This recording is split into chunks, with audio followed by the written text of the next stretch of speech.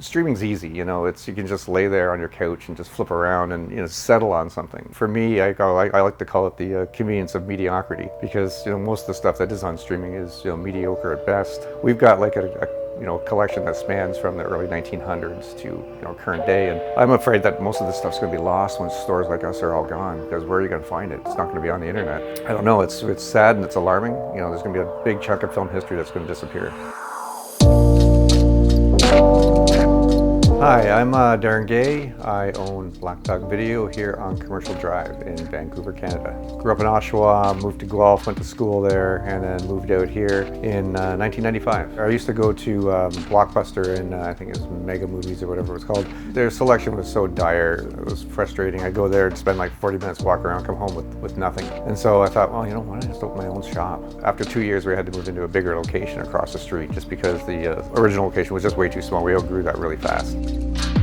I've always loved movies. Like my parents taking me to see Jaws at the drive-in when I was 10. Like, I still remember that because it was so terrifying. I had a lot of fair weather friends, and I remember like on a Sunday afternoon they'd be in my pool and I'd be in my basement in the dark watching The Brain That Wouldn't Die or something like that. Or, you know, I just loved all those monster movies from the 50s and 60s and stuff.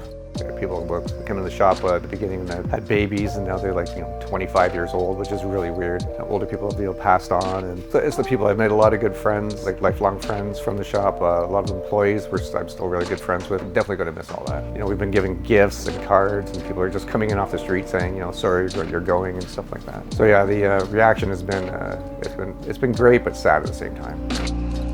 Movies are like time capsules from whatever era they're made in. That's why I like going back and watching stuff from like the 70s, 60s, 50s. It's because it gives you, you know, sort of an indication of what was happening at the time. And, you know, it's basically movies are stories, and all these great stories are going to be lost without, you know, availability to them. And like movies are probably the most popular art form, you know, in the history of, you know, civilization kind of thing. I just think it's going to be a shame to just be limited to whatever the streamers decide you can watch.